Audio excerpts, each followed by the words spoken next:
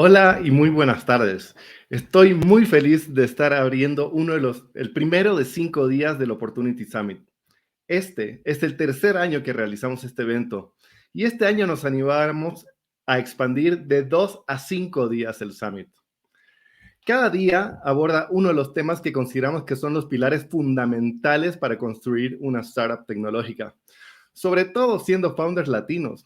Como tú sabes, nos movemos en un contexto muy particular que pocas veces se encuentra escrito en la literatura startupera tradicional. Es importante que sepas que a la hora de armar este evento, estuvimos pensando mucho en ti y tuvimos el cuidado de que todos los ponentes sean founders para que te hablen desde la experiencia de lo que realizaron y de lo que siguen realizando. La mayoría de ellos son latinos como tú y quisimos poner su experiencia en vitrina para todos los que están en etapas tempranas, lo usen de referencia y ojalá el camino sea un poco menos accidentado o por lo menos que puedas construir sobre lo que otros ya hicieron. Ahora quiero comentarte lo que sucederá hoy. Iniciaremos el día con un fireside chat con Sebastián Castro, donde te contará cómo hizo para construir un unicornio. Luego tendremos un panel con Gabriela Trueba y Jimena Alemán, que será moderado por Enzo Cavalli. En estos paneles lo que buscamos es compartirte las experiencias frescas de founders que están en un momento un poco más avanzados que tú. Finalmente, el día cerrará con un espacio abierto para que puedas conocer a otros founders conectados, explorar los beneficios que nuestros sponsors han armado para ti y sumarte a una de las sesiones grupales donde podrás interactuar con alguno de los ponentes. Todos los detalles de cómo aprovechar este último segmento del día te los compartiré al llegar ahí. Como verás, tenemos un día cargado de contenido para ti. Y antes de avanzar, quiero agradecer a nuestros sponsors, ya que gracias a ellos es que hoy puedes acceder a este contenido gratuito y conectado desde donde sea que quisiste conectarte. Nuestros sponsors son Visa, líder en pago en América Latina; Buentrip Ventures, el mejor socio de founders tecnológicos latinos; Thinking, el aliado para el crecimiento de startups tecnológicas en Latinoamérica; Startups y AWS, Amazon Web Services, un aliado que te entregará los recursos para hacer crecer tu startup. Y ahora quiero cederle el escenario a Carmen de la Cerda, Managing Partner de Buentrip Ventures, para que pueda contarte más sobre por qué estamos aquí en el Opportunity Summit de Buentrip.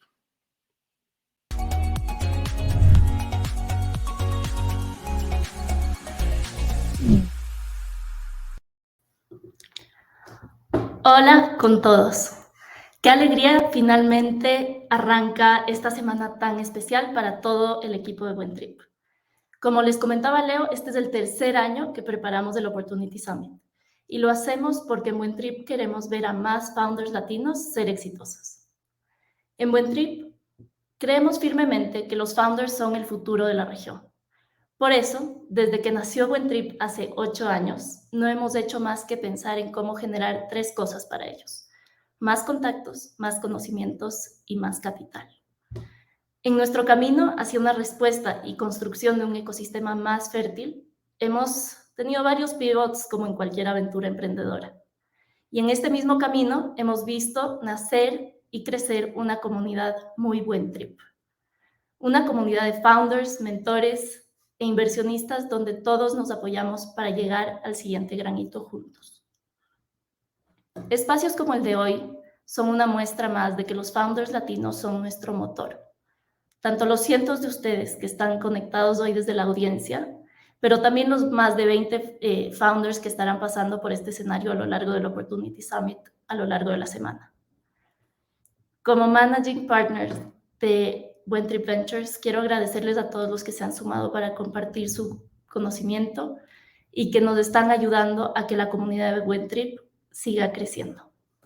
No dejen de conectarse todos los días del Summit, o por lo menos a los que puedan y les interese, y ayúdennos a compartir, porque se vienen speakers impresionantes como Andrea Campos de Llana, Gina Gotthill de Latitude, y también unos cuantos del portafolio de Buentrip Ventures, como Francisco Cornejo de Storybook, Alfonso Villalba de Criptos y José Ordóñez de Airpals.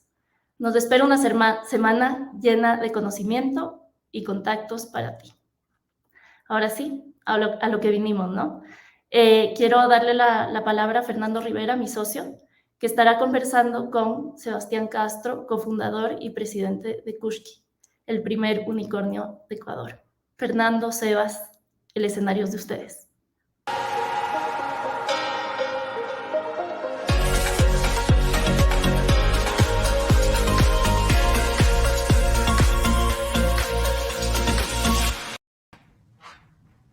Hola, hola, ¿qué tal? Buenas tardes con todos. Qué gusto estar aquí en la tercera edición del Opportunity Summit y más aún acompañado de Sebastián Castro, a quien tengo el agrado de conocer desde que me ofreció la oportunidad de invertir en Kushki y por cuestiones de la vida pasé en ese momento. Sebastián, bienvenido. Muchas gracias, Fer. ¿Cómo has estado? Un gusto estar aquí. Muy bien, gracias. Bueno, tratando de pensar cómo empezar esta conversación, puse a revisar tu perfil, ya sabía un poco sobre tu recorrido, pero creo que es la historia de una búsqueda de grandes oportunidades, desde haber estudiado ciencia energética en MIT y haber sido researcher en temas de energía solar, hasta haber fundado ya 2 empresas en el área de pagos. Y qué más decir que bueno, el éxito que han tenido con Kushki, el primer unicornio de Ecuador. Al parecer te traen los grandes retos y poniendo las grandes oportunidades, que es el tema de este día. Cuéntanos un poco sobre tu trayectoria y cómo llegaste al mundo de los pagos.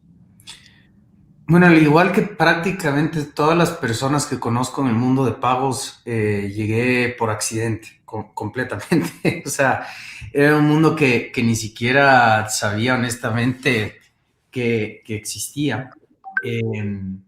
Como mencionabas antes, mi trayectoria académica y los primeros años de mi carrera realmente estuvieron enfocados en lo que es la investigación, la ciencia, y tenía una idea muy distinta de cómo iba a evolucionar mi carrera. Hasta estudiando física, estaba, como mencionaste, metido mucho en temas de energías renovables, sobre todo en energía solar, y yo pensé que por allá iba a agarrar mi carrera.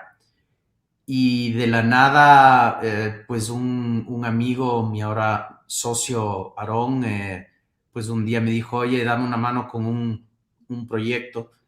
Y ese proyecto él lo estaba haciendo, de hecho, todavía cuando estábamos en la universidad. Fue la idea que eventualmente se convirtió en Leaf, nuestra primera empresa. La idea era en un inicio agarrar pues toda la data que generaba un recibo cuando alguien transaccionaba y, y luego de esa data pues crear como una especie de lazo más íntegro entre el comercio y la persona que estaba pagando. Todo esto en el 2010, entonces ahora suena como algo muy simple, muy obvio hasta cierto punto. O sea, capturar la data del recibo, hacer análisis, poder plantear temas de loyalty, de rewards, el mismo pago embebido, etcétera. Pero en el 2010 no era tan obvio en ese sentido.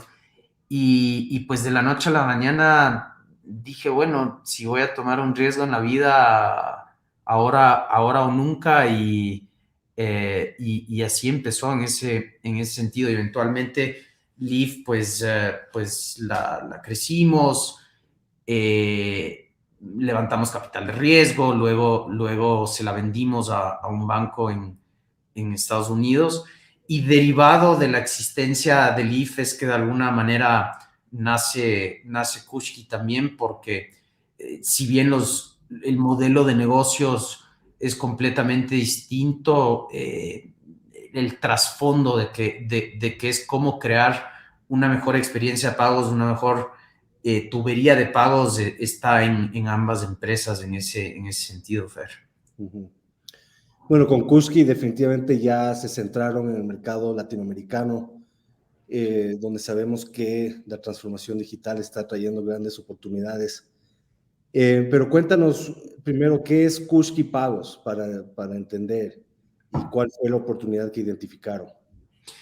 Kushki nace con una observación después de esta primera empresa de Lyft de que en realidad nosotros empezamos a invertir en empresas de tecnología, sobre todo en Latinoamérica, y nos dimos cuenta que muy pocas lograban transaccionar en línea. Entonces nace Kushki de alguna manera para poder suplir lo que es una conectividad a pagos en línea. Y en ese sentido, en un inicio, nosotros pensábamos que mucha de la problemática tenía que ver con la integración a pagos. O sea, pensábamos que lo que estábamos resolviendo era que, bueno, no habían APIs suficientemente limpias y robustas para poder conectar pagos en línea, o librerías o SDKs o incluso experiencias automatizadas de check-in para que fuera fácil el poder embeber pagos en tu oferta online. Pero lo que nos dimos cuenta en el tiempo es que eso es un problema, pero no es un problema tan grande como el problema de infraestructura de pagos en Latinoamérica. O sea, realmente el hueco más grande es el hecho de que no hay una única infraestructura de punta a punta que conecte las redes de procesamiento, que conecte los adquirentes, los distintos medios de pago en toda la región y facilitar el acceso para poder primero dar pagos en línea y ahora con la adquisición que Kushki hizo hace poco de Bill Pocket en México, el poder dar pagos también offline en terminales, ¿no? Y entonces fue de alguna manera hacer algo muy común en el emprendimiento, ¿no? Que empiezas con un problema o piensas que estás resolviendo un problema y de ahí en el camino te das cuenta que el problema más relevante era otro en ese sentido, y eso ciertamente fue cómo se da la misión de Kushki, que es conectar a LATAM con pagos. Entonces, solo cuéntanos un poco más para el contexto, quiénes son sus clientes, qué tipo de personas o clientes, empresas son las que están, digamos, sacándole más valor a Kushki. Pues típicamente hemos estado concentrados inicialmente en el poder atender a clientes enterprise, o sea, clientes corporativos en distintos países latinoamericanos. Entonces empezamos en Ecuador, abrimos después de Ecuador operaciones en Colombia, después de Colombia compramos una empresa en Chile que luego se convirtió en Kushki Chile, y eventualmente entre el 2020 y el presente abrimos también oficinas en Perú y en México, y estamos abriendo operaciones en otros mercados pues en futuros no tan lejanos, pero realmente siempre con un enfoque a habilitar pagos para empresas más grandes. ¿Por qué? Porque en realidad en nuestros mercados no había una manera muy sencilla, y hasta la fecha no hay una manera muy sencilla de poder otorgar nuestro servicio para empresas más pequeñas en ese sentido. Es algo que queremos hacer, lo hemos hecho en el pasado y con resultados mixtos, si te soy honesto, Fer, y eso también creo que es parte de emprender, a veces darte cuenta que sí, o sea, tenemos el sueño de democratizar los pagos, pero si tratamos de servir a pocos pequeños en un inicio que son capaces de poder ser pagos en línea, quizás no nos da la oportunidad de poder masificar una cierta base y de ahí utilizar esa base para poder atender a muchos más clientes en ese sentido, ¿no? Sí, bueno, es una estrategia muy conocida de empezar, digamos, con la parte alta del mercado para tener el volumen y poder manejar los costos de esa manera. Y ojo, Fer, más que costos son temas de regulación. O sea, hoy por hoy, mira, dándole el ejemplo perfecto al Ecuador, el Ecuador recién este año, después de que Kushki haya luchado 7 años literal desde el primer año de su existencia para tenerlo, ahora hay el concepto de agregador de pagos en Ecuador, que no voy a entrar a los tecnicismos, pero precisamente es algo que facilita que clientes más pequeños puedan utilizar sistemas de pagos. Y sin embargo, todavía tenemos en el Ecuador retos muy importantes en el medio de pagos, de cosas que ya en países vecinos se debatieron y se resolvieron hace más de 10 años, ¿no? Entonces, yo creo que el día en el que podamos atender mejor a las pymes, y de paso creo que el volumen transaccional en pymes es gigantesco, no está tan lejano, pero todavía tenemos unos pasos de ecosistema, por ponerlo de una manera, que tenemos que descifrar en ese sentido. Así es. Hoy, bueno, quisiera hacer doble clic sobre, acabas de mencionar el Ecuador un par de veces. Parte de nuestra tesis siempre ha sido que el Ecuador y otros mercados pequeños son buenos mercados para lanzar una startup, encontrar product market fit, mejorar el producto y luego expandirte por el resto de la región.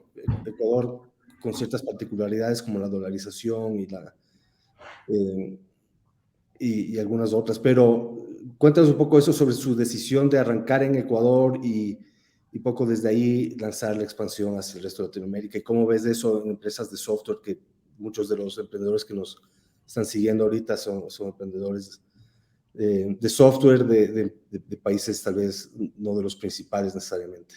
Sí, mira, creo que Ecuador tiene algunos retos, como es el tema de regulación, pero en la balanza creo que el Ecuador es un mercado sumamente positivo en modus del laboratorio, porque tiene varias particularidades. O sea, primero que nada, el Ecuador tiene un tamaño de población que, con sus 17, 18 millones de habitantes, que no es un mercado gigantesco, pero tampoco es uno microscópico en el que justamente probar en contra de product market fit no sea posible, ¿no? Para la gran mayoría de empresas tech que tú ves en BuenTrip Ventures y que otros inversionistas están analizando en el contexto ecuatoriano, creo que el poder atacar ese mercado primero también es positivo por el sentido de la dolarización que mencionaste. Mayores retos si es que estás exportando o importando bienes físicos en ese sentido, ¿no? Pero si estamos hablando de software, servicios, creo que la dolarización en la balanza es súper positiva para, no solamente para el país, sino para este modus operandi de laboratorio. Hay otras dos cosas que creo que son súper importantes del Ecuador en ese sentido.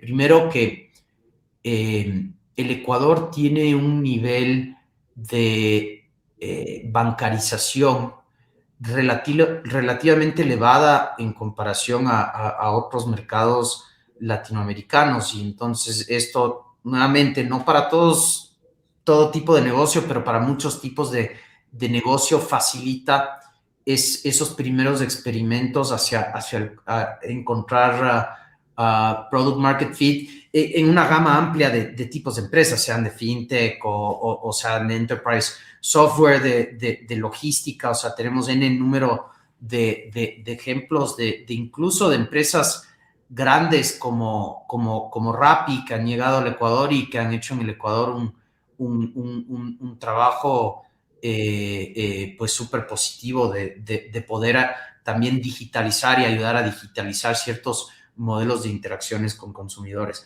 Pero por último, solo para acabar la idea, Fer, creo que el Ecuador es una joya en lo que es talento. La verdad es que Kushki, hasta hace relativamente poco, seguía teniendo la gran mayoría de sus empleados en el Ecuador.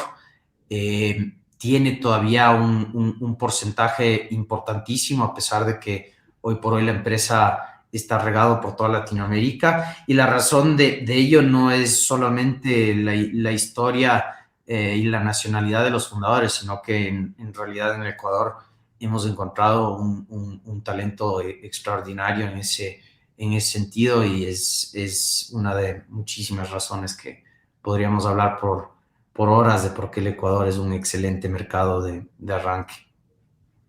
Perfecto, gracias. Y creo que es relevante aún para los que nos siguen que están en otros mercados pequeños, porque al final lo que estamos exportando es servicios y bits y bytes, no átomos. Ahora, cuéntame un poco del tema de la conversación, es cómo construir un unicornio. Ustedes obviamente han tenido un crecimiento bastante rápido.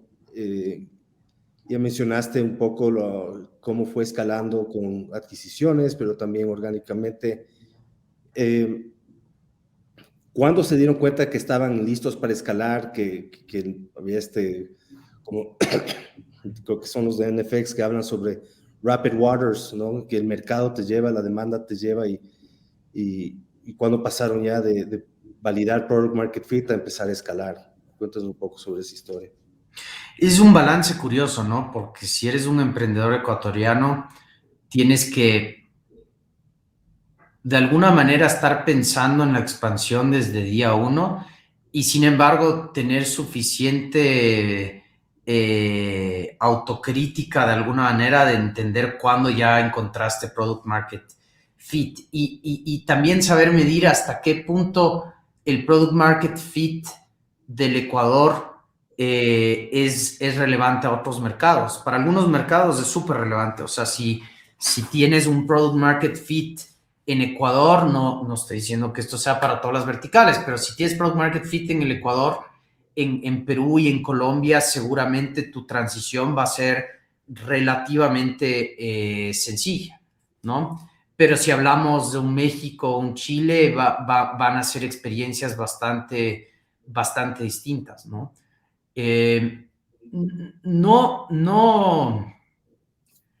No sé si hay una receta secreta en ese sentido, Fer, de en qué momento decido a irme a otro mercado. Lo que sí te puedo decir es que muchos emprendedores, sean de Ecuador o de otros mercados pequeños, es muy común el error de pues, bueno, como lo mío es digital, voy a empezar a construir, no solamente construir desde día uno para un mercado como México, por poner un ejemplo que a lo mejor no tiene nada que ver con lo mío, sino que como es digital, yo asumo que lo digital es lo digital, sea cual sea el mercado, sea cual sea el país.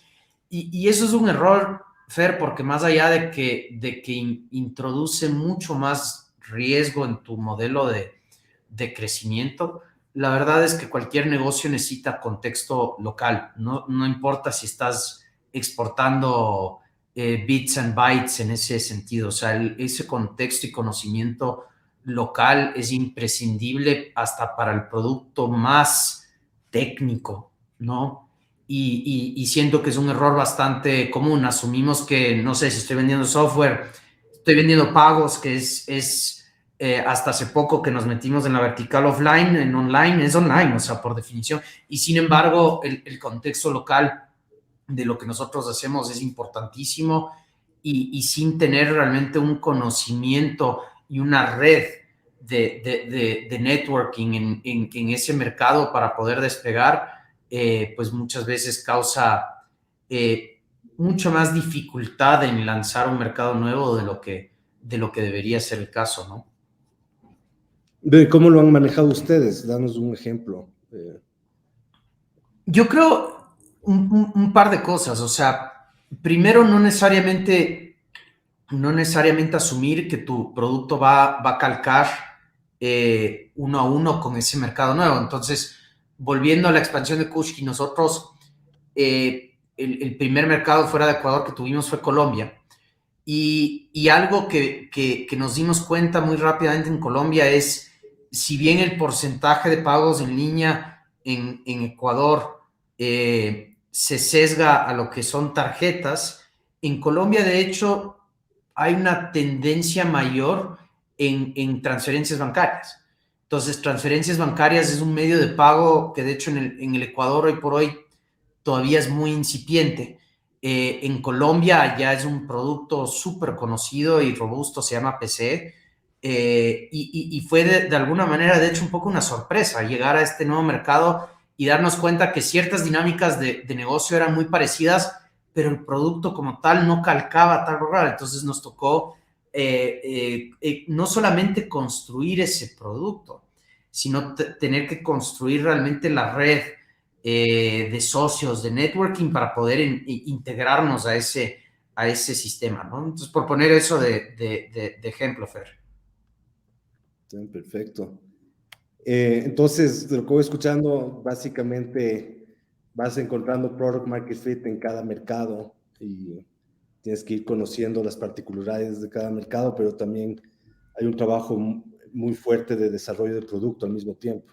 Pero ojalá no llegara ya para empezar a desarrollar el producto, me explico. O sea, casi antes de desarrollar el producto hay que desarrollar hay que desarrollar el mercado. Entonces, las funciones de business development, de partnerships, del networking en general, para realmente entender dónde estás aterrizando, quiénes son los players relevantes, por qué el contexto de este nuevo mercado es distinto al tuyo. Todo eso es un trabajo que sirve de insumo al producto. Y nuevamente, creo que es parte de a veces del error que cometen los emprendedores, que piensan que el producto es solamente el producto, y cuando expandes de mercado te das cuenta que es todo lo contrario. O sea, hay todos estos insumos y estos niveles antes de ni siquiera llegar a topar el código que son importantes. Perfecto. Bueno, toda esta conversación de su crecimiento rápido me recuerda al libro de Blitzscaling de Reid Hoffman y Chris Ye, y justamente vamos a tener a Chris Ye el viernes. Voy a tener el agrado de entrevistarlo.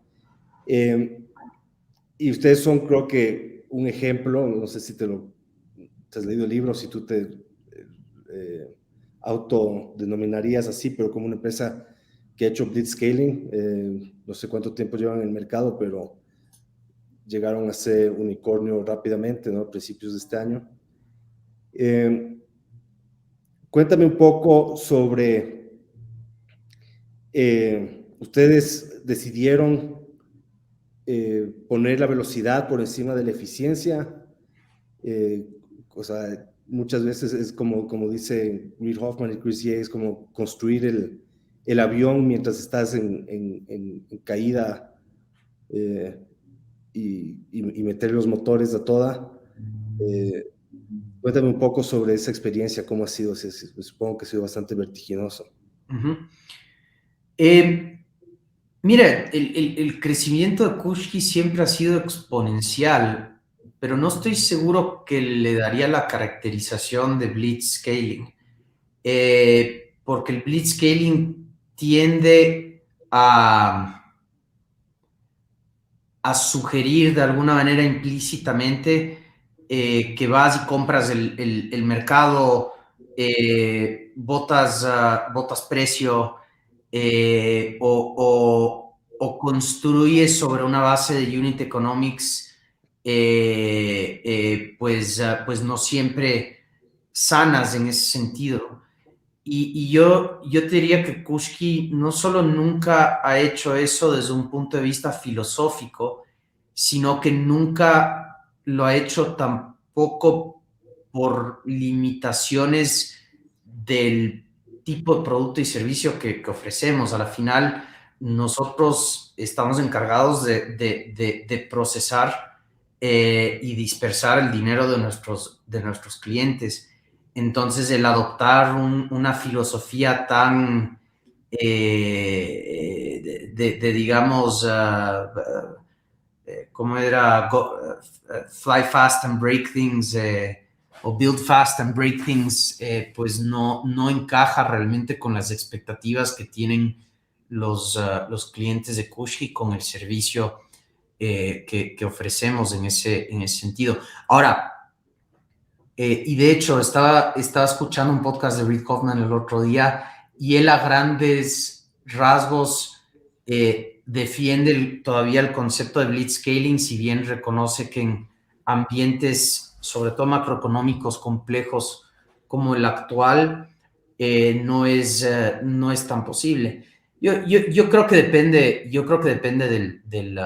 del tipo de negocio en el mercado. Yo creo que blitzscaling, si estamos hablando de, no sé, un negocio en social media, probablemente sigue siendo una estrategia súper apropiada en ese sentido.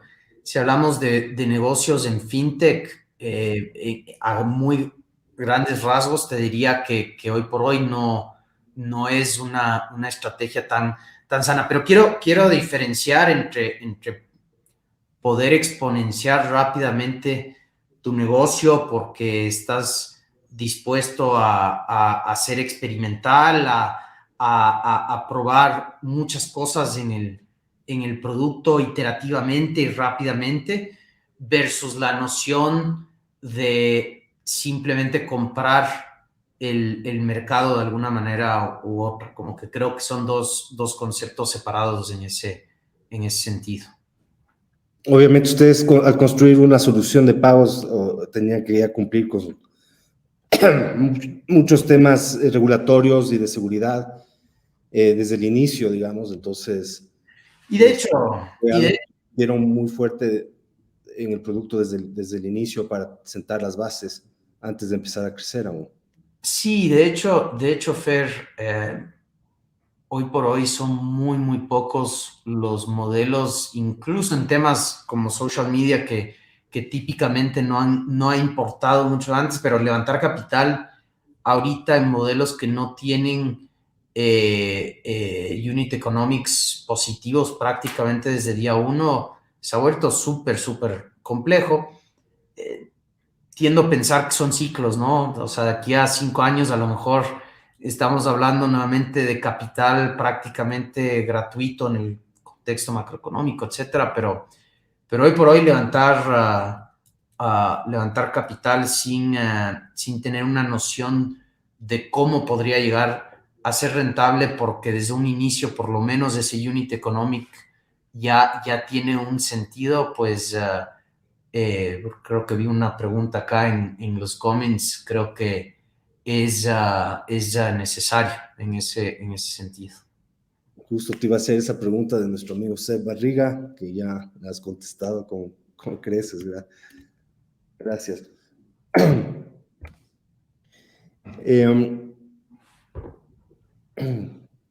Entonces, ahora mismo, ¿cuáles son sus principales mercados? Obviamente, Venture Capital quiere que todo el mundo se establezca en México y en Brasil lo antes posible. Son los mercados considerados los venture scalable de la región. Va de la mano con lo que ustedes están viendo. ¿Cuáles son sus mejores mercados?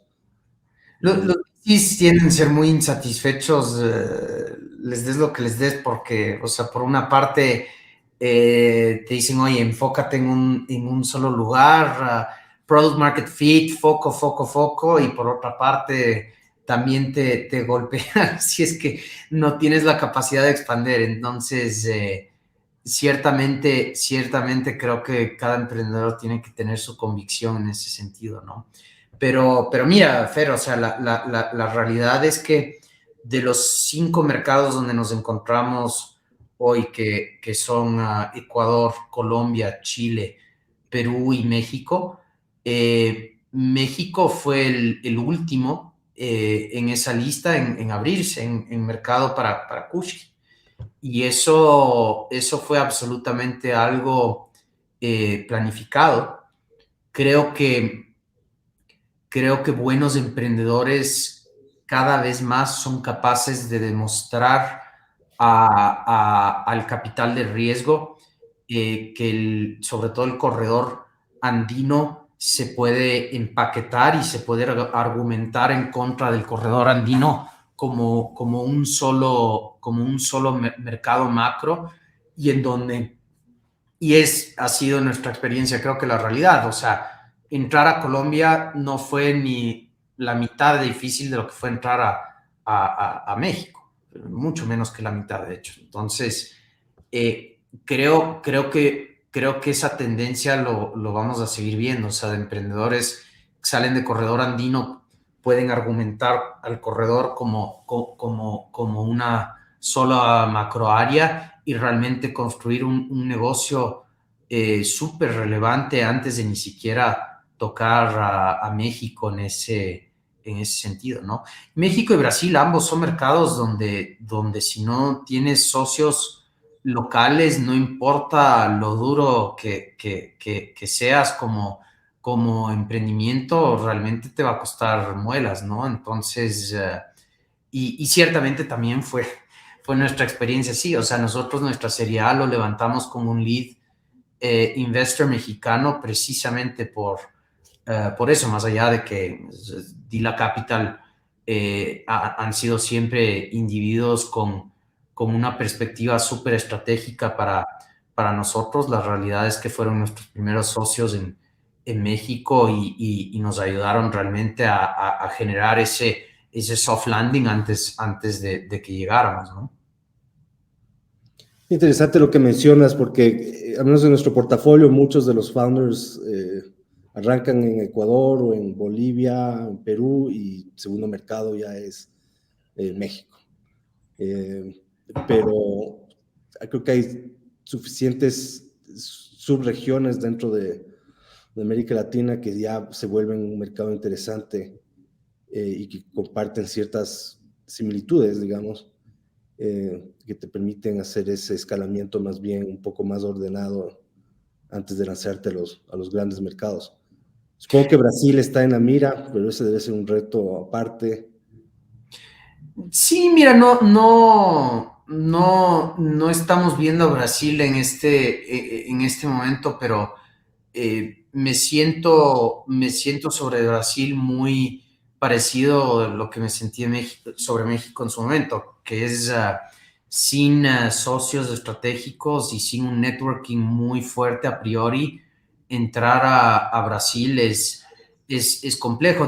Aparte hay que sincerarse, o sea, el modelo de Kushki hoy por hoy copy-paste en Brasil tendría muchísimos retos porque es un mercado donde ya existe mucha competencia. Ahora, el hecho de que exista mucha competencia no significa que no deberías entrar en ese mercado. Entonces, por ejemplo, cuando Kushki entró a Colombia había muchísima competencia de servicios de pagos en Colombia, pero llegamos a la conclusión de que podíamos competir, ¿no? Y eso es parte también de ser emprendedor, de poder asincerarte de cuando, digamos, uno está soñando en papel y cuando uno tiene una entrada para realmente generar un diferenciador relevante en ese mercado, ¿no? Ya, perfecto. Cambiemos un poco de línea de conversación hacia la parte más personal. ¿Qué te hubiera gustado saber antes de arrancar como emprendedor? Arrancaste súper temprano, entonces a veces también esa ignorancia de los 20 y pico de años ayuda bastante a lanzarse al mundo, pero no sé qué te hubiera gustado saber antes de arrancar en tu carrera. Sabes, Fer, hay algunas cosas, pero una de las primeras que se me viene a la mente es product management. El entender lo que es la disciplina de product management. Creo que hubiese sido algo extremadamente útil e importante para mí en el contexto de la primera empresa de Leaf, porque realmente solo empecé a entender lo que era product management hacia el final de la historia de Leaf y entonces razonablemente puedes preguntar, bueno, ¿cómo hacían antes el producto? Y la respuesta era pues prácticamente creyéndonos con mucha soberbia, pues genios de producto que nos imaginábamos, sabes, the next best thing y pues que ahí que los clientes se sientan afortunados de poder tener el derivado de nuestro intelecto de producto, pero es al revés, o sea, es exactamente al revés y eso es lo que la disciplina de product management te enseña a tomar una perspectiva siempre customer-centric y te enseña esa traducción entre el lenguaje del negocio, de la necesidad del cliente y evidentemente de la maquinaria que lo construye, o sea, los ingenieros y los diseñadores y product managers que están, digamos, en la fábrica de construcción de un producto de tecnología, ¿no? Entonces, el product manager literal es el traductor entre esos tres conceptos y no siempre están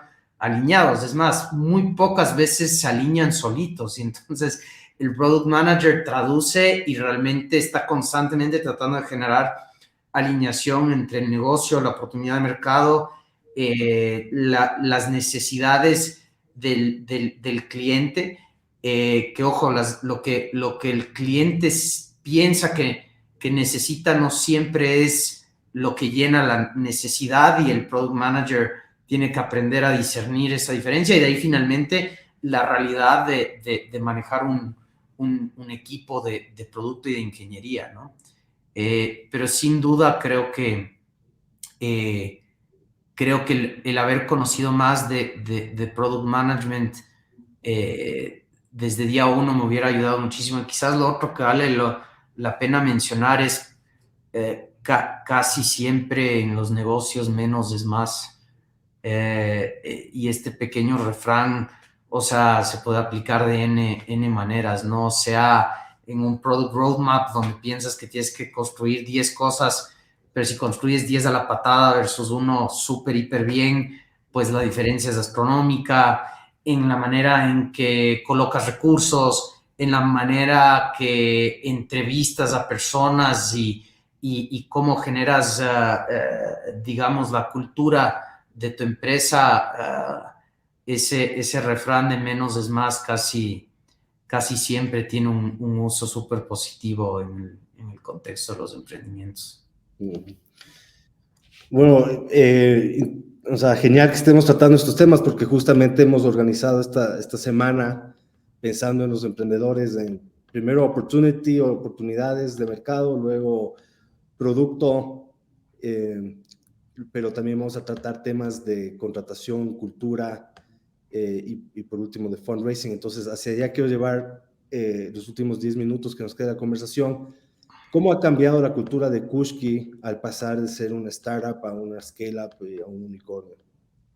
Creo que el mantener la cultura de Kushki ha sido uno de los retos más grandes y al cual le damos muchísima importancia puertas adentro, ¿no? El realmente engendrar este espíritu de que Kushki tiene la misión de conectar a la TAM a través de los pagos y que solo podemos conectar a la TAM si nosotros a la interna estamos conectados también en todo el sentido de la palabra. Creo que es el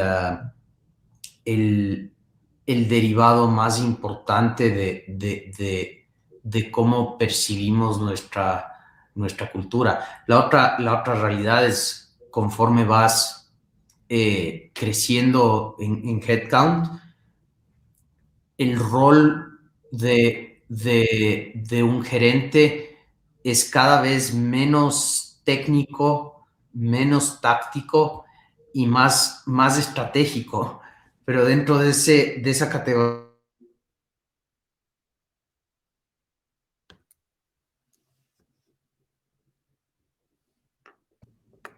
Uy, perdón, creo que se cortó. No sé hasta dónde no sé hasta.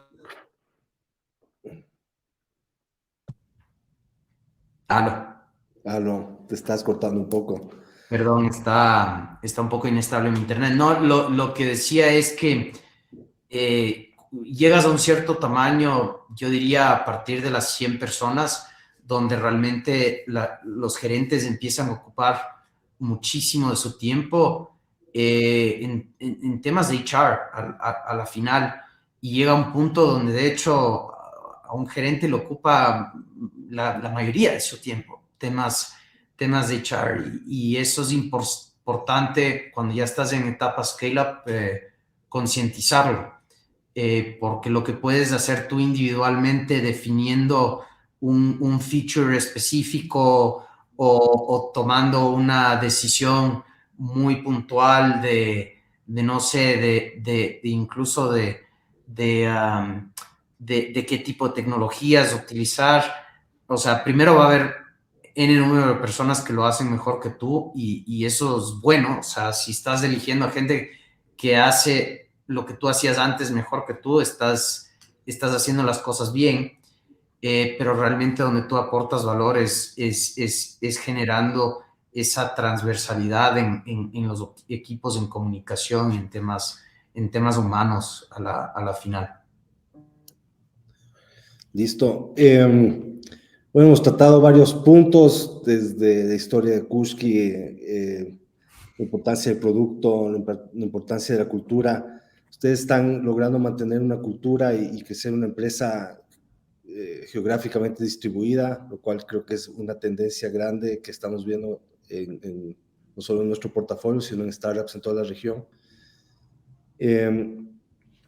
Supongo que eso tiene sus propios retos, pero volviendo ahora tal vez sobre la pregunta que todo el mundo tiene en mente sobre el fundraising, creo que también es cuestión de un poco de suerte y timing todo esto. Ustedes también tuvieron, digamos, la suerte de vivir la ola de crecimiento exponencial de venture capital en Latinoamérica, y ahora las cosas se han puesto un poco más difíciles. ¿Cómo ves el fundraising actualmente y qué consejos les darías a los emprendedores aquí presentes? Sí, ciertamente hay ciclicidad, ¿no? en el acceso a capital, y yo he vivido los dos lados, porque si bien no había crisis macroeconómica per se, cuando Kushki empezó, FinTech recién estaba como que despegando. Todavía el centro del universo de capital de riesgo era social media, o si acaso enterprise software. Entonces es fácil ver los últimos 3, 4 años y decir, bueno, FinTech la ha tenido fácil, pero no siempre ha sido, no siempre ha sido así. Entonces depende un poco de en qué punto le agarras a la ola y evidentemente qué tipo de emprendimiento estás tratando de hacer. Mi consejo hoy por hoy es bueno, las empresas buenas nunca van a tener problemas levantando capital, incluso en momentos difíciles. Quizás ahorita la conversación de múltiplos se hace más compleja, pero mira, o sea, incluso la semana pasada alguien me hizo esta pregunta en otro foro y yo comentaba que en el Wall Street Journal hubo un artículo hace no mucho que hay en fondos americanos más de 250 billones de dólares en dry powder. Entonces es imposible que ese capital esté pues ahí parado para siempre, sobre todo en un ambiente de alta inflación como nos encontramos en el momento, ¿no? Los emprendedores, bueno, siempre van a poder levantar. La pregunta es, bueno, ¿cómo llego a destacarme en ese sentido? Y vuelvo un poco a lo que comentábamos antes, Fer, es mejor poder enseñar y demostrar que haces una o muy pocas cosas súper bien, con un diferenciador súper claro y economics, pues que aunque en el día cero no sean no sean cash flow y EBITDA positive, pero que claramente son positivos en un unit economics y que los puedas llevar para adelante, que no en ese sentido, en esta parte del ciclo. O sea, de aquí a un par de años a lo mejor, no sé, ya el metaverso despegó plenamente y estamos hablando de eyeballs de nuevo y todo cambia en ese sentido, pero ahorita ciertamente es importante poder demostrar que existe un fundamento, un modelo robusto detrás de una idea de negocio y acceso a personas capaces, ¿no? que puedan ejecutar. Listo, bueno, ha sido increíble conversar contigo, Sebas. Solo para terminar, la región está transformándose digitalmente a pasos agigantados y vemos que lo que aceleró el COVID, bueno, yo creo que se vino a quedar. ¿Qué oportunidades ves tú fuera de pagos, de infraestructura de pagos, que te emocionan?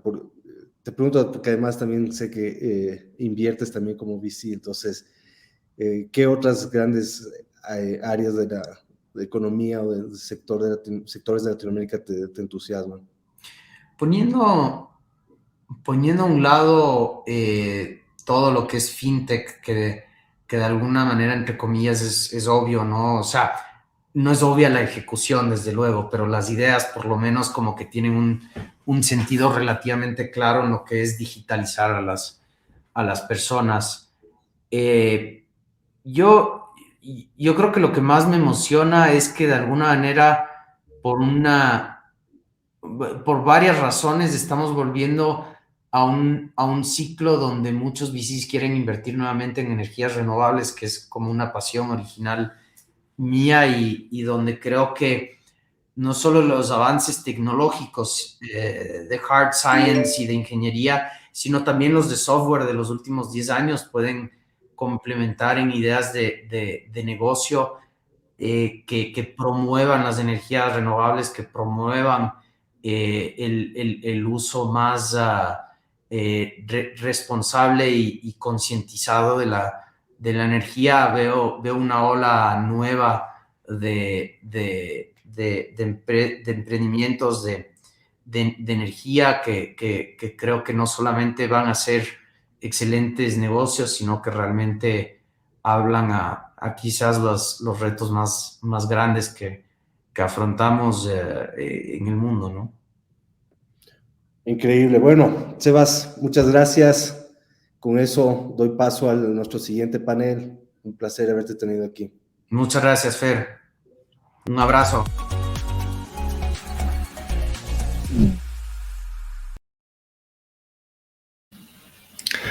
Muchas gracias, Sebastián y Fernando, por habernos compartido un poco el tras bambalinas de cómo Kushki se convirtió en un unicornio, hablando de todo, desde la visión, desde esos entendimientos no tradicionales, no partir en México, sino tal vez después. Hay muchas cosas que nos llevamos y seguramente tú que estás conectado te llevaste muchos apuntes y temas que podrás tocar en la sobremesa, que ya pues hablaremos un poquito más tarde.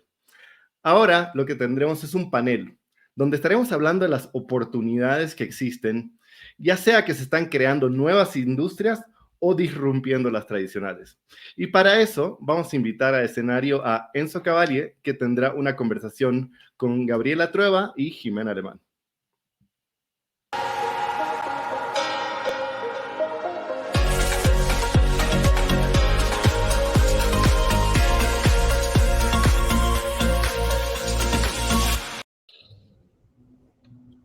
Hello, hola. Hola Jimena, hola Gabriela, ¿qué Hola. tal?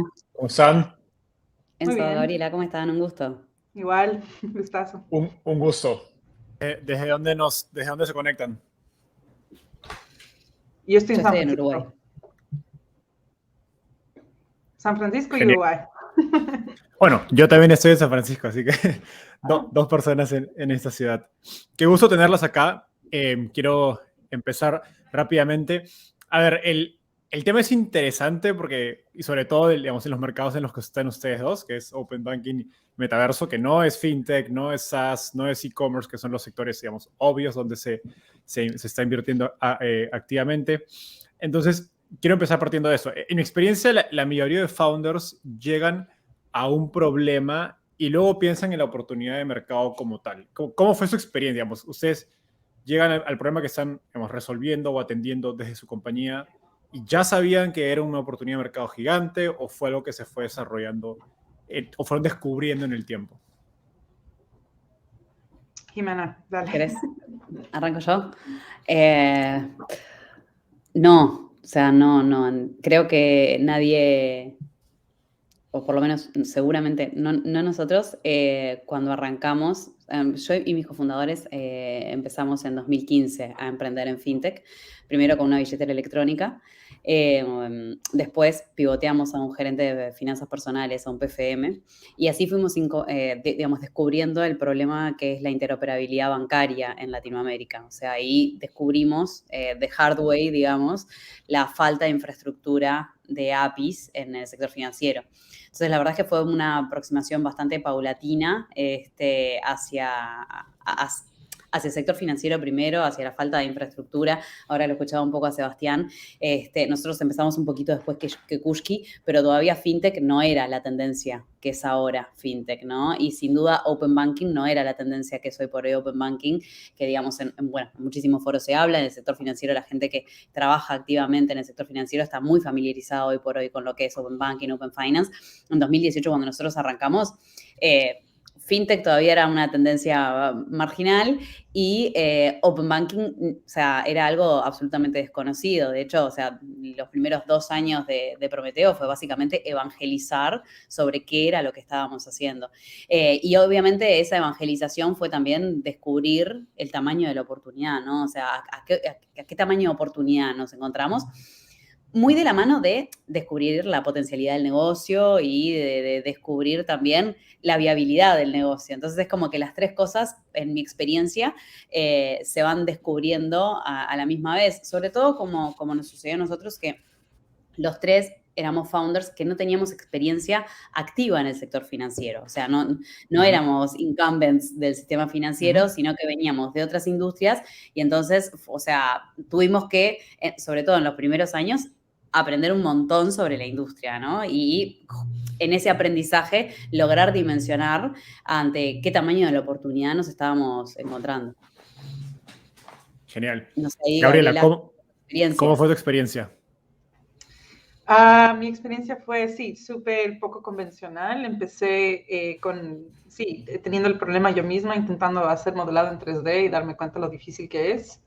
Y darme cuenta que sí hay una oportunidad enorme para construir un producto. Me di cuenta que había una oportunidad enorme, pero no de una manera súper directa, digamos, cómo monetizar, qué dirección tenía el negocio en sí. Más bien era un product oriented, una visión de producto. Y yo sabía que siempre me interesaba product-led growth o este tipo de startups que realmente se trata de enamorarse de un producto.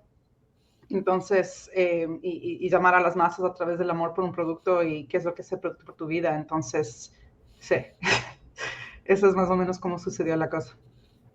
Genial. Me gusta ese paralelo.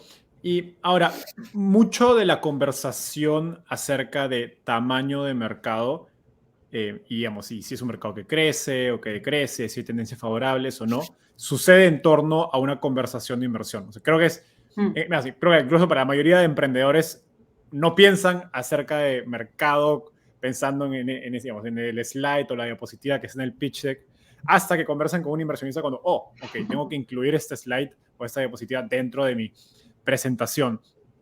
En un inicio, ustedes, ¿cómo calcularon el tamaño inicial de su mercado? ¿Cuál fue la primera versión de ese cálculo? La primera versión de ese cálculo y la que subsistió durante, te diría que 1 año y largos, 1 año y medio, fue un top-down, digamos, partiendo de explícanos, las cifras. Explícanos qué es un top-down para quienes no tengan el concepto muy familiar. Básicamente, hay como dos formas de calcular el TAM. Una es top-down y después bottom-up. Top-down es arrancar pensando en, bueno, cuál es el total del mercado, ¿no? O sea, este es un negocio de, no sé, por ejemplo, ¿cuántos kilos de pan puedo vender yo? Y bueno, empiezo diciendo, bueno, en realidad en Uruguay hay 3 millones de personas. De esos 3 millones de personas, todos comen una flauta por día, entonces por mes serían 3 millones de flautas, por 30 días serían 90 millones de flautas, esos 90 millones de flautas por 12 meses, y bueno, eso sería el total de flautas anuales que se consumen en Uruguay. Yo que voy a poner una panadería, estoy haciendo la de plan de negocio, ¿no? Yo que voy a poner una panadería, considero que de ese 90%, de esas 90 millones de flautas mensuales, voy a vender un 1%. Digamos, y en realidad podría vender un 1%, porque es lo que voy a fabricar. De ese 1%, que serían 9 millones, considero que efectivamente voy a vender el 0,5 y entonces digo, voy a vender 4.5 millones de flautas mensuales. Y eso sería un bottom down, bottom up. Nos estabas explicando. Estoy rebobinando. Top down es al revés. Es decir, yo voy a tener una panadería que va a producir por hora 12 flautas. O hagamos números redondos, así no se me complica tanto con la matemática. Por hora, 10 flautas. Entonces, voy a abrir la panadería 8 horas, voy a producir 80 flautas diarias. Cada flauta va a salir 10 pesos, son 800 pesos diarios de flautas. Esos 800 pesos diarios por 30 meses, por 30 días, son 2.400, 24.000 pesos de flautas. Si lo multiplico por 12 meses, y eso me da el volumen de ventas anual que voy a tener. Y esa es la otra forma, ¿no? O sea, digamos, de abajo hacia arriba, pensando en la producción que vos podés efectivamente colocar en el mercado.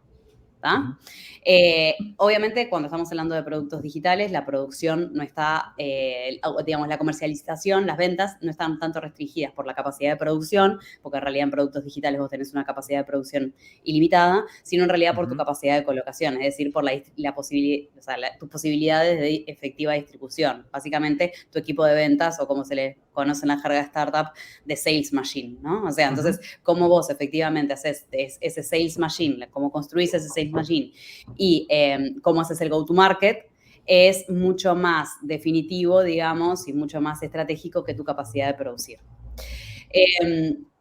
Eso, digamos, en negocios digitales, ¿no? Que o sea, básicamente en lo que estamos. Y que en general es, obviamente, desde el lado de los venture capitals, por lo menos la ola que hemos visto últimamente está, digamos, muy destinada a financiar negocios que son escalables y donde obviamente la restricción está dada más por la capacidad de comercialización que por la capacidad de producción. Dicho todo esto, en Prometeo lo que hicimos fue ver las API calls que se hacían, como Open Banking es una tendencia regulada en el Reino Unido, y el Reino Unido fue el primer país que estableció un marco regulatorio para Open Banking y que además lo puso en práctica ese marco regulatorio. Hay un organismo en el Reino Unido que traquea el uso de APIs en el sector financiero. Y entonces todos los meses lanzan un reporte que está online, donde muestran cómo están funcionando las APIs, disponibilidad, incidentes y consumo.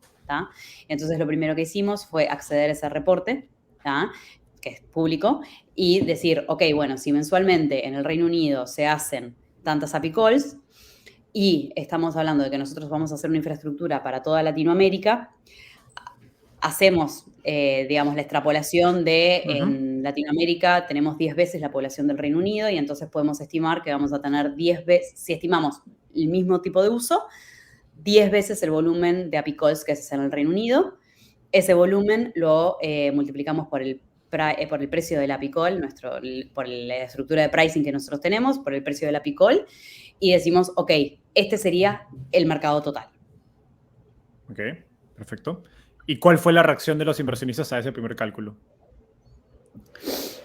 Mi experiencia es que, sobre todo en muy early stage, el TAM es algo que te pueden cuestionar o sea, el inversionista en realidad lo que quiere saber es cómo vos lo estás pensando. Si hay una lógica, si hay una coherencia.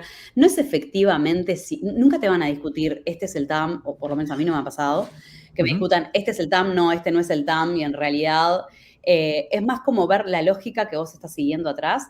Y en mi experiencia, en muy, muy early stage, después, o sea, más, digamos, en un Seed Plus, un Serie A, la conversación se vuelve un poco más como de doble clic sobre, en realidad, cómo lo estás haciendo, y los inversionistas, de hecho, prefieren, o sea, o por lo menos en mi experiencia, es muy personal esto, ¿no? Obviamente siempre es de la experiencia de cada uno, prefieren más la construcción del sales machine, cómo vos vas a hacer ese ejercicio de escalamiento de las ventas y cómo, o sea, y cómo a partir de ahí vas a hacer el build-out, que en realidad el TAM en sí mismo, ¿no? Pero yo creo que, sobre todo al principio, el TAM lo que ayuda, sí, es a, o por lo menos, lo que muestra es la ambición. Cómo vos estás viendo el problema, qué tan grande lo ves y cuál es el tamaño de tu ambición para solucionar ese problema, ¿no? O sea, ¿de qué estamos hablando? Estamos hablando de un problema de escala global que puede generar un negocio global, o estamos hablando de algo más micro y que puede desembocar en un lifestyle business. Y hablando creo que de el TAM va a eso. Hablando de grandes problemas, Gabriela, ustedes están trabajando en el metaverso, que es literalmente es un mundo, pero mundo paralelo. No es una buena semana para el hashtag metaverso. Exacto, y es un mundo paralelo al mundo físico. Y creo que ustedes están en esta categoría de mercados donde hay muy poquita data. O sea, que en el caso de Jimena con Open Banking nos hablaba pues que había información del Banco de Inglaterra y había algo que agarrarse y extrapolar. El metaverso, más allá de los miles de millones que está gastando Facebook, no sé si hay mucha data, ¿cómo fue esta venta o este pitch del mercado en tu caso? Y si es que hubo un cálculo, cuéntanos cómo fue. Sí, bueno, creo que, más allá de esta semana, esta idea del metaverso es algo que recién ha salido hoy en día con el hashtag metaverso, pero la idea de poder construir o poder tener literacy en diseño 3D es algo que fue la primera como semilla de lo que estábamos construyendo, y creo que con empresas como Figma, empresas como Canva, que vemos que democratizan el contenido 2D, uno ve un mercado enorme. Entonces fue realmente, y la verdad es que la primera empresa, mi experiencia es completamente diferente a la de Jimena. Yo no estoy haciendo estos análisis, fue algo mucho más instintivo, algo más como un análisis estadístico visceral, en el que vi una oportunidad, especialmente con herramientas para gente creativa. Y vimos, en esa época, en el 2013, estaba subiendo mucho Squarespace, y estaba viendo cosas como Wix que estaban realmente arrancando en mi vida, en la vida de la gente alrededor mío, y era muy obvio para mí que el 3D iba a comerse al mundo, iba a comer 2D, 3D, como todo. Y no significaba simplemente AR, VR, que el VR nunca me ha convencido, pero es realmente la capacidad de tener ser literate, o sea, poder tener la habilidad de crear algo en 3D para resolver algo en tu vida. Entonces ahí se me ocurrió o sentí esta necesidad de, nadie había construido el producto que yo necesitaba en el momento de aprender, y sentí una oportunidad enorme solamente en mi experiencia propia y en el ambiente en el que había trabajado los últimos 10 años. Cuando vas a conversar con inversionistas, ¿cómo fue, digamos, porque entiendo, digamos, un poco, porque tu historia suena bastante personal, transferirla. Sinceramente, pésimo, muchos años pésimo. O sea, realmente la gente está sorprendida que sobreviví 7 años, que dale, que no. O sea, hay gente que dice, a mí me han rechazado 200 veces. Digo, para mí, ¿cuántas veces hay en el mundo? Todos me han rechazado. Pero la idea aquí era... hasta que realmente lo que me salvó o que hizo que la gente ponga atención a lo que nosotros estamos creando eran dos cosas.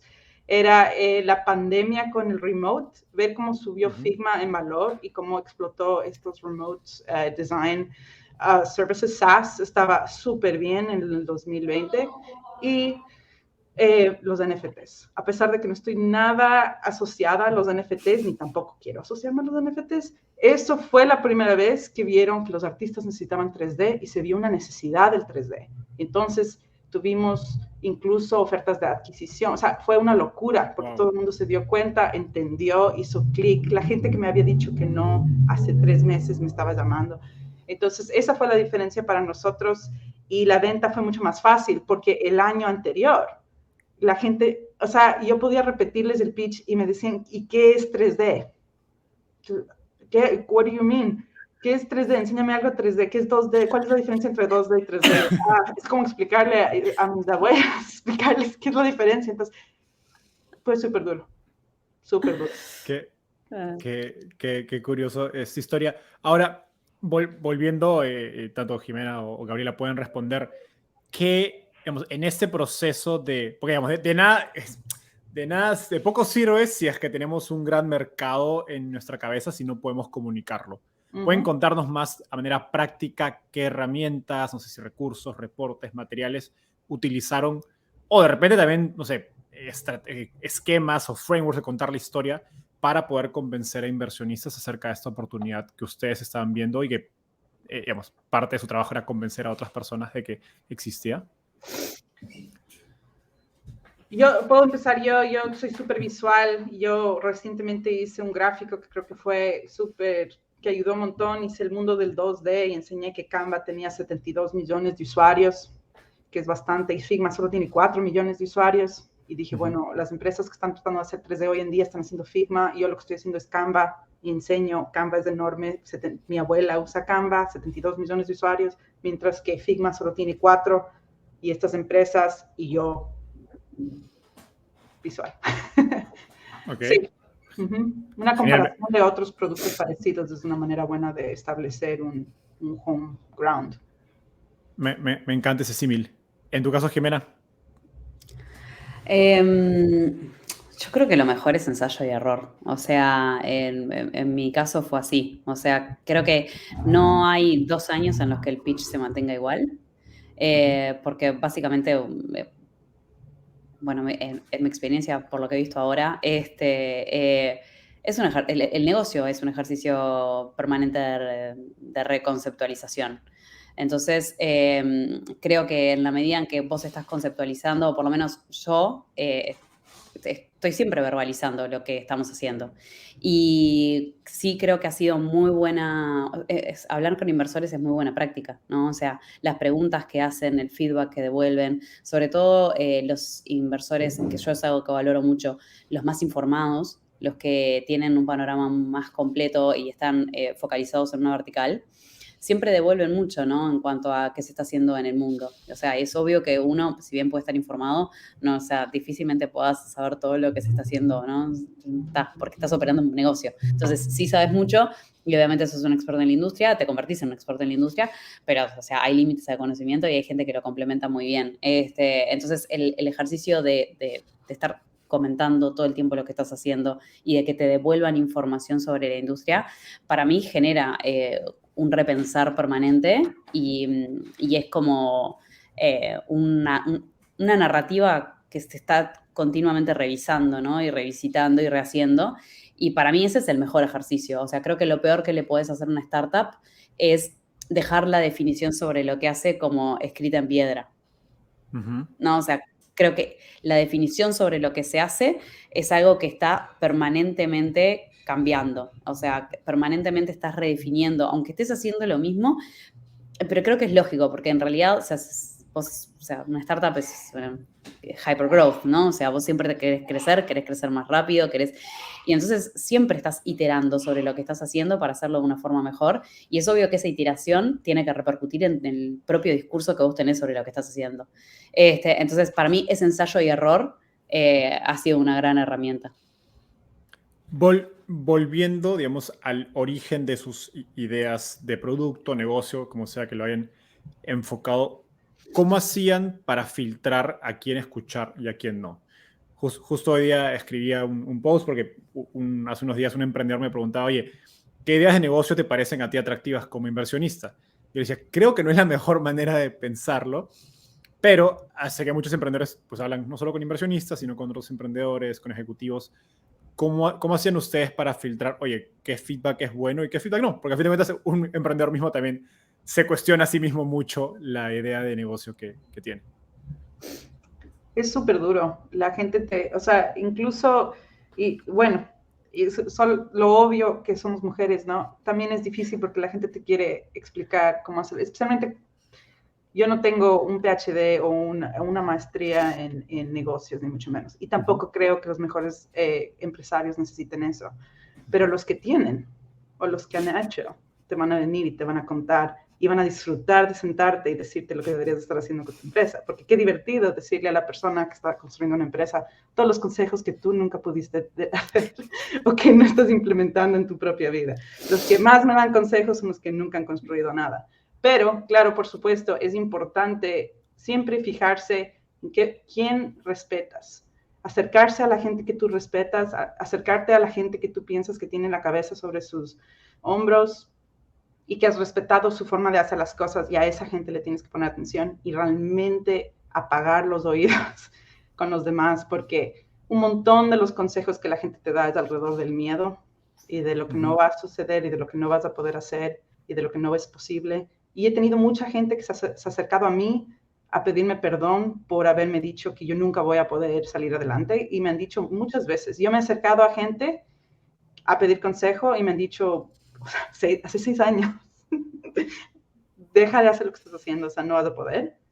Y si me han pedido perdón después, entonces uno nunca puede, incluso de la gente que uno respeta, uno tiene que también confiar en uno mismo, pero también solamente oye a la gente que respetas lo que han hecho y no solo lo que dicen, que la gente dice mucho, pero ¿qué es lo que hace?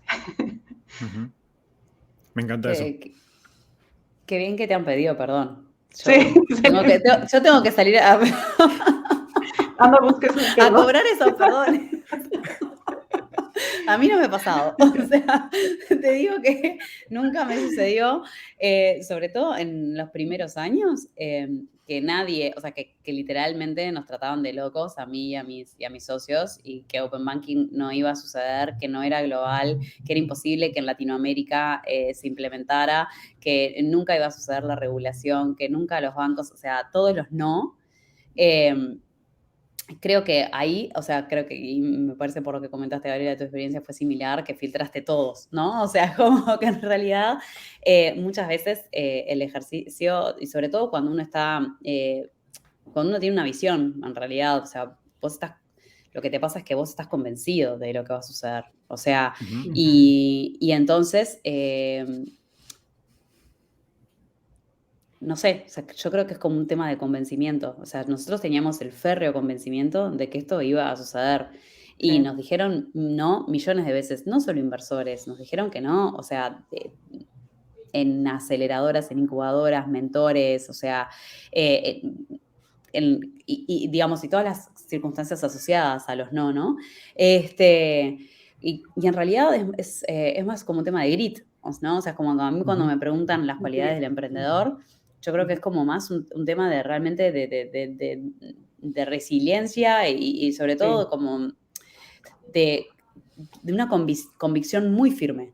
Una convicción muy firme sobre lo que estás haciendo y en definitiva, yo siempre lo comento esto, yo creo que es una convicción muy firme en tu capacidad para llevar a cabo lo que estás haciendo. Porque lo que estás haciendo se redefine. O sea, uno permanentemente está como recavilando, ¿no? Y es como, bueno, diciendo, es un poquito más para acá, un poquito más para allá, es un paso más adelante, bueno, ¿no? O sea, siempre estás en esta iteración.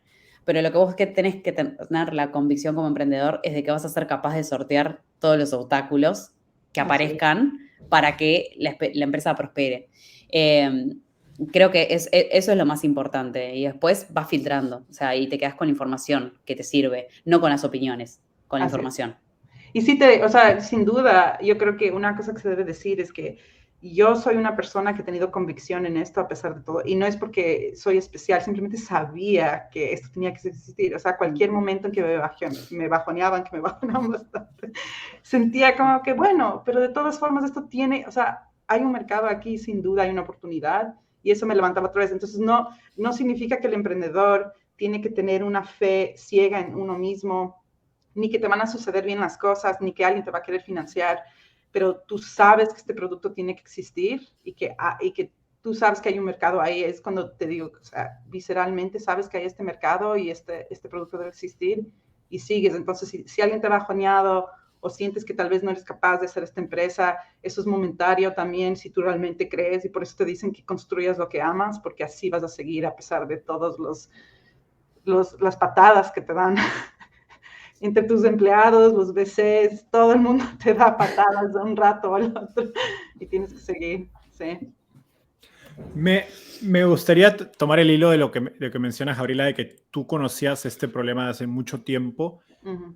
¿Cómo vas armando ese caso bajo el que tú misma te convences acerca de la oportunidad?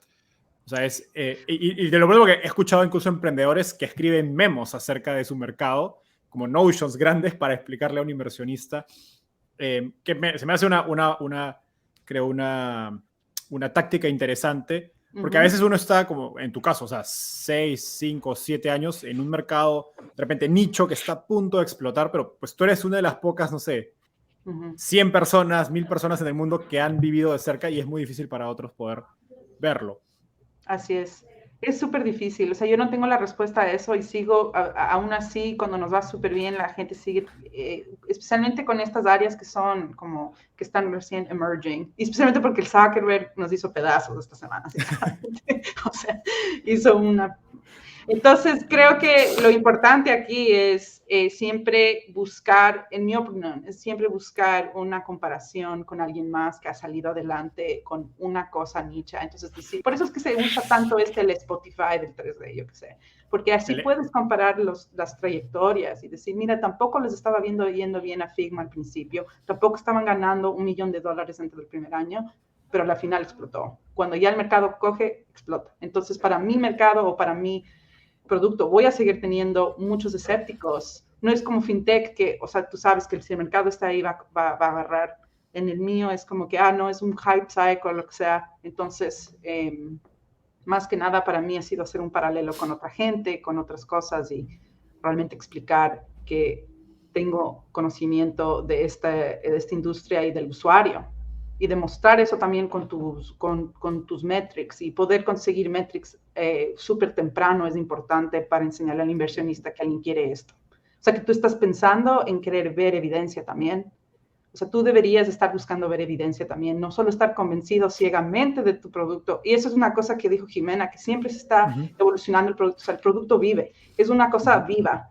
Cambia y evoluciona y cae y sube. Entonces tú quieres demostrar al inversionista siempre que tú estás viendo las cosas de una manera ágil y que estás viendo las maneras como ciencia. Estás buscando evidencia para seguir en una dirección o en la otra. Y cuando un inversionista ve eso, va a estar más interesado en que tal vez te equivocaste con el primer mercado o lo que sea, pero tu cabeza está sobre tus hombros porque estás siempre buscando evidencia para encontrar el mercado.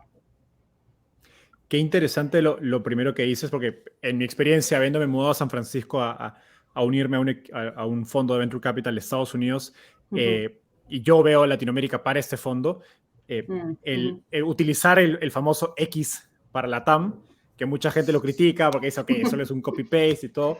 La verdad es que funciona mucho, en mi experiencia, porque soy yo el único pues, latinoamericano vendiéndole una inversión a 7 socios, que todos son americanos, excepto uno, pero es entonces que no y la verdad es que pues no tienen por qué saber de Latinoamérica, no tienen por qué saber cómo funciona la educación en México, o en Perú, o en Colombia, o en Brasil.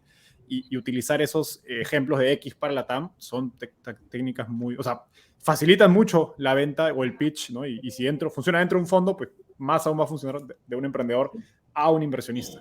Y Latinoamérica es un mercado que todos aquí sabemos es enorme, pero los americanos no lo ven así. Entonces, es un perfecto ejemplo de algo donde hay o sea, simplemente su cerebro no ha hecho esa conexión y uno que lo vive sabe que hay un mercado enorme. Total. Jimena, ¿cómo ha sido este proceso de, digamos, documentar este caso? Y me gustaría hacer doble clic a partir de lo que Gabriela mencionó, que son estos puntos de validación. Porque claro, tú dices que Open Banking es una oportunidad enorme, pero tienes que ir con cosas, digamos, específicas para poder mostrar pues, que efectivamente existe esa oportunidad. La mejor forma de mostrar que efectivamente existe esa oportunidad es con clientes. O sea, no hay vuelta. O sea, no hay vuelta. Nosotros con mis co-founders tuvimos 3 startups. Prometeo es la última. Y la diferencia entre la primera y la tercera y la segunda y la tercera son los clientes. O sea, en realidad, entre la primera y la tercera, la diferencia son los clientes. Entre la segunda y la tercera, la diferencia es la monetización. O sea, tú tenés que tener usuarios y los usuarios te tienen que pagar. Y esos son clientes, y ahí lo importante no es el revenue, sino es la validación del modelo de negocio. O sea, vos a partir de que tenés clientes, tenés gente que está dispuesta a pagar por lo que estás ofreciendo y tenés algo más valioso aún, que es un feedback sobre lo que estás haciendo.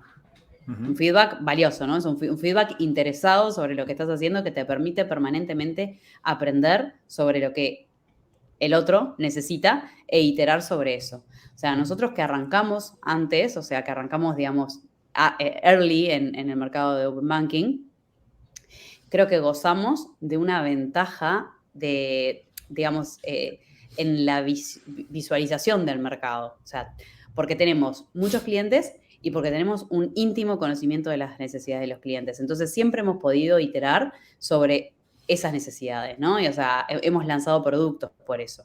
O sea, arrancamos con una API de información y después, por el feedback de los clientes, hicimos las primeras APIs de payouts. Y por el feedback de los clientes, lanzamos la solución de pagos cuenta a cuenta este año. O sea, siempre hemos tenido la capacidad de iterar, o sea, de accionar sobre el feedback del cliente. Y eso es muy, muy valioso. Muy valioso. Entonces, creo que, nada, es fundamental. El mayor punto de validación es lo que los clientes te dicen. Nosotros, de hecho, pivoteamos desde el PFM hacia Prometeo porque teníamos, o sea, si bien a todo el mundo le encanta el tema de educación financiera, ¿no? Y es una idea que suena, o sea, suena muy bien, es muy inspiring, ¿no? O sea, todos queremos que Latinoamérica esté mucho más educada financieramente y sabemos los huecos de educación financiera que hay, pero es algo muy difícil de monetizar. Nos costaba a nosotros que en ese momento, que en 2016 estábamos haciendo ese PFM acá en Uruguay y mirábamos para el costado y veíamos que le costaba a Guía Bolso, que estaba en Brasil y con un mercado muchísimo más grande, pero además súper fondeado para las cifras de 2016, ¿no? Entonces, cuando empezamos a ir a las reuniones, o sea, con prospectos de clientes, empezamos a tener este feedback que era, no es negocio la educación financiera y no tiene un retorno claro para los bancos, ¿no? O sea, cuando uno quiere hacer un B2B2C. Pero además, qué interesante esto que están creando, esta información, ¿se puede acceder? ¿Sirve para esto o para lo otro? ¿Qué mecanismos de seguridad utilizan? Empezamos a tener feedback sobre la solución de interoperabilidad que estaba por debajo de nuestro PFM.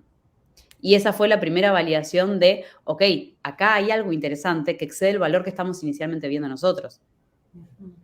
Entonces, ¿podemos iterar sobre esto? Esta infraestructura la podemos disponibilizar y ahí fue que empezamos a comercializar Prometeo. Y la primera validación fue o sea, descargué un Excel de internet con mails de instituciones financieras y empresas financieras y nada, de casualidad encontré algunas empresas de lending de Colombia, pero yo lo que hice fue preparar muy lean, esa fue la validación de negocio, preparar un mail que decía, hola, mi nombre es Jimena Alemán, soy cofundadora de Prometeo, estamos haciendo un middleware de APIs para Latinoamérica, ¿te interesaría tener una reunión?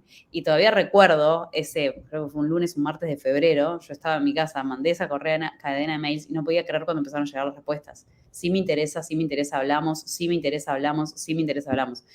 Y así fue como conseguimos los primeros 4 clientes, que fueron empresas de lending en Colombia.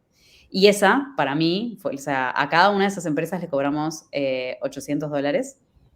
Y esa, para mí, fue la primera validación de, wow, o sea, realmente acá hay una idea de negocio y hay gente que está dispuesta a pagar por esto.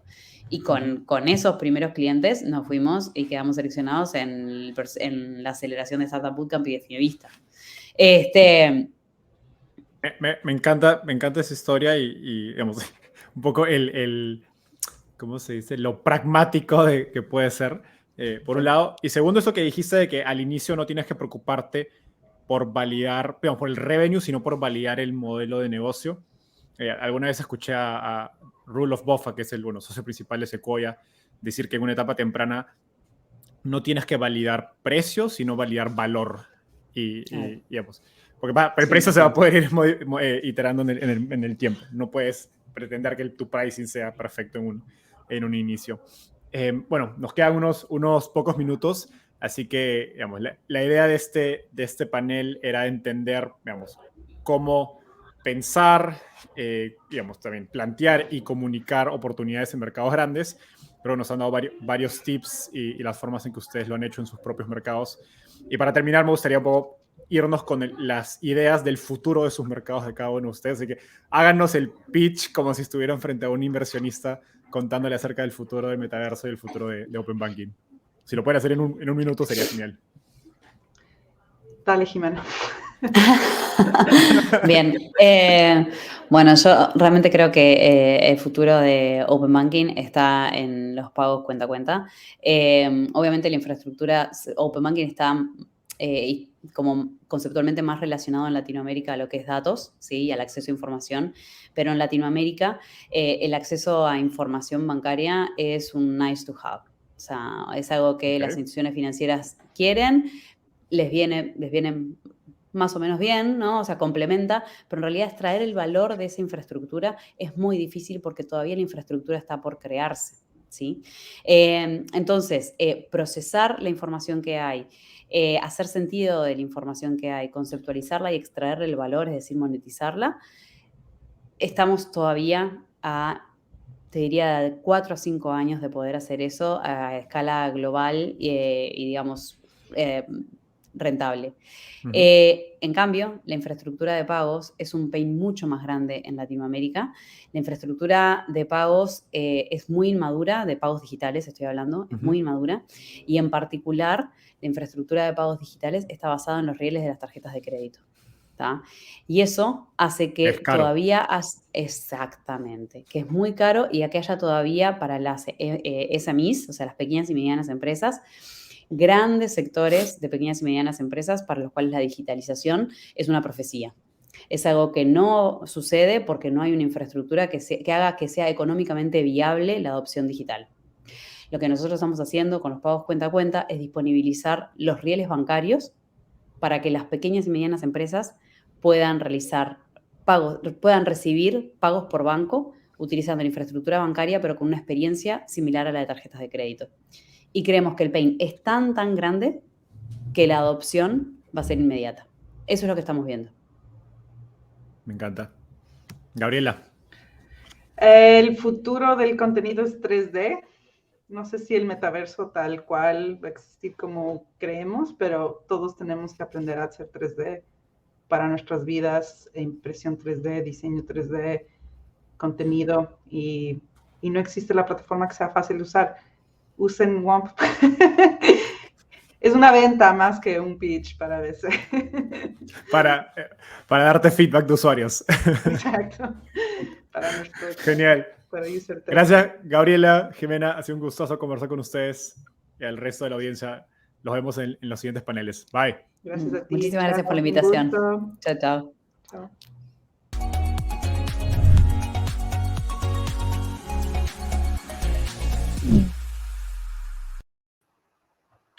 Gracias, Enzo. Creo que llevaste esa conversación de lujo.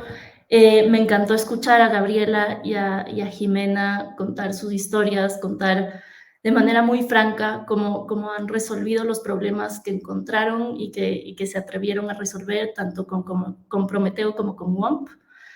Yo nada más me llevo palabras sueltas que irán decantando, yo creo que también a lo largo de todo el resto de la semana. Intuición, permanente cambio, respeto por lo que uno está construyendo, convicción, escuchar de los que ya han construido algo y están construyendo algo y tomarlo como información. Así que nada, me encanta todo lo que escuchamos ahorita. Solo para cerrar, digo que me sumo a la publicidad de Gabriela con el tema de WOMP. Aunque estuvimos en días a mil preparando este summit, confieso que perdí un par de minutos, por no decirles horas, jugando dentro de WOMP, así que sí les invito a que vayan allá. Y otro tema personal también es que cuando conocí a Jimena y a Prometeo, se me quedó muy grabado en la cabeza es el pitch de aquel entonces en Startup Bootcamp, me acuerdo gráficamente cómo se veía, y creo que si es que ha ido evolucionando, seguramente tu pitch, Jimena, seguirá siendo así de memorable. Y nada, una vez más, muchísimas gracias, Enzo. Somos fans de todo lo que haces en Startupeable, y un gustazo haberte tenido a ti también en el escenario. Leo, adelante.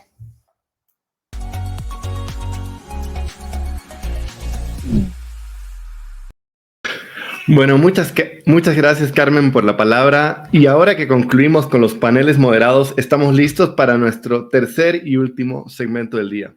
Es un espacio donde podrás conocer a otros founders conectados, explorar los beneficios que nuestros sponsors han armado para ti y sumarte a una de las sesiones grupales donde podrás interactuar con los ponentes. Ahora te explicaré cómo vas a poder hacer cada una de estas cosas y aprovechar cada una de las secciones. Primero, para conocer a otros founders conectados, lo primero que tienes que hacer es ir a la sección de contactos. Ahí podrás conocer a founders de dos maneras. Si haces clic en la sección de contactos rápidos o Speed Networking, la plataforma te conectará con otros founders en base a afinidad, según la información que hayas cargado en tu perfil. Ahí tendrás 5 minutos para que te conozcas y luego la plataforma te presentará a otro founder y así sucesivamente.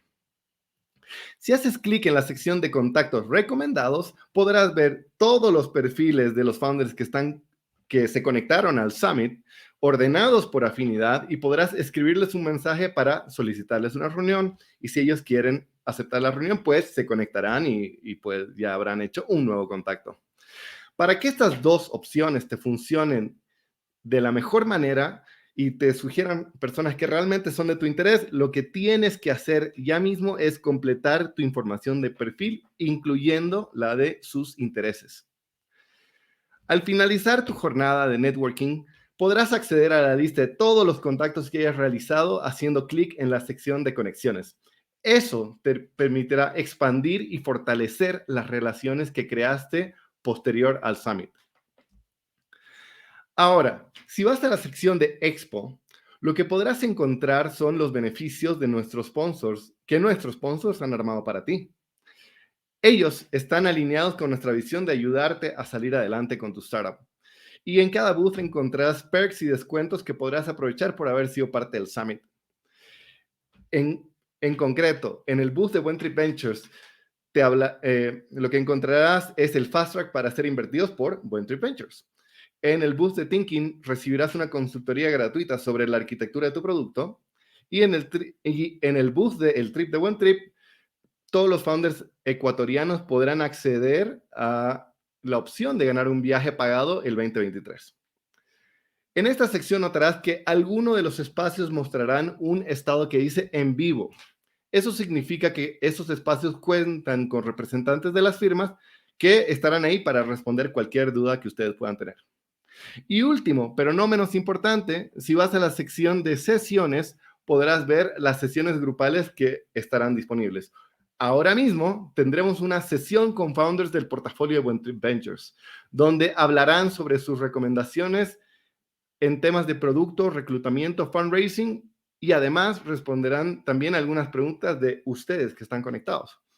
Entonces, es importante que sepas que esta sesión grupal tiene una capacidad de solamente 50 personas interactuando. Entonces, si quieres interactuar con los founders, no pierdas el tiempo y conecta y dirígete a esa sección en este preciso momento. Como verás, tenemos una semana llena de conocimiento, contactos, y si estás preparado, hasta capital.